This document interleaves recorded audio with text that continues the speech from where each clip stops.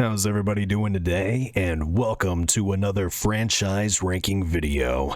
This time we're making our way down to the Lone Star State with Texas Chainsaw Massacre. Now, I seem to be the king of bad takes or something, because my lists do not really line up with anybody else's.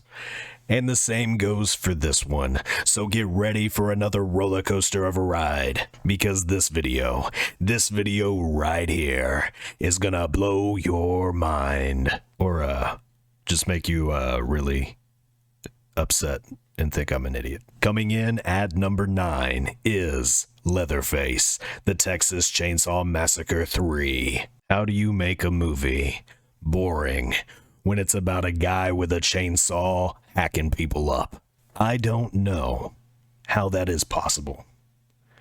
But these people right here, they pulled it off. Maybe they should have given Aragorn a sword or something. I don't know. But this movie put me dead to sleep. Coming in at number 8 is the Texas Chainsaw Massacre, The Beginning. This is a direct prequel to the 2003 remake. It has the same cast for the villains. And somehow, they took what was a good movie and made it boring. I don't need the melatonin tonight because I'm watching this movie. Now, for my first kind of controversial pick, I believe, is at number 7, the Texas Chainsaw Massacre 2. This is actually the point that I actually enjoy the movies from here to my number 1.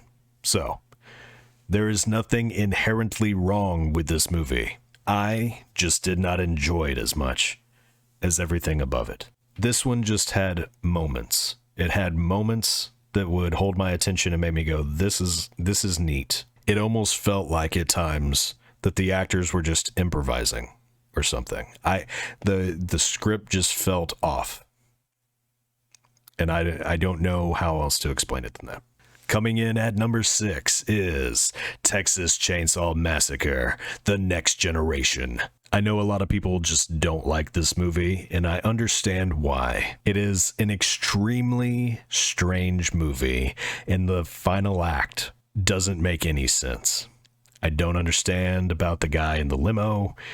Doesn't make any sense. Matthew McConaughey's performance is fantastic in this movie. When the movie started, I immediately enjoyed it. The only complaints I have is how they portray Leatherface in this film, but because of the rest of the family, it makes up for that. And then my second complaint is the third act makes no sense, and it's just weird for no reason. Coming in at number 5 is the Texas Chainsaw Massacre remake from 2003. This is a dark, grimy, gritty movie that I really do enjoy, but there is a lot of downtime in this movie, and I don't like being bored. It's a fatal flaw of mine. And this is going to be another controversial one. At number 4, the original Texas Chainsaw Massacre. It's simple. It does what it needs to do.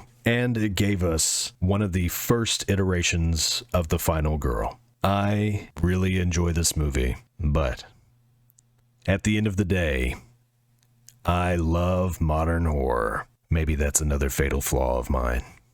And everybody's going to be wondering why this is so high on my list. But at number 3 is Texas Chainsaw 3D. Yes, it has some really dumb dialogue.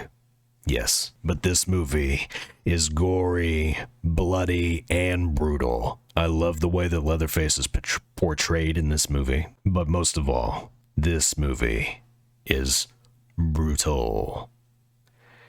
And it stays that way the entire time. And there's really only a few moments that the now outdated 3D effects really kind of go, ugh. There's not too much of it, which is great. Coming in at number 2 is Texas Chainsaw Massacre from 2022. Yet another movie that is brutal. The only real issue I have with this movie is how Sally's character shows up and how all of that plays out. That is my only issue with this movie. Otherwise, the rest of this movie is fantastic. It's brutal. It's everything that I want to see from a Leatherface with his chainsaw. And if you've been paying attention, you already know what my number one is. But that's going to be Leatherface from 2017. I think that this is actually just a good movie.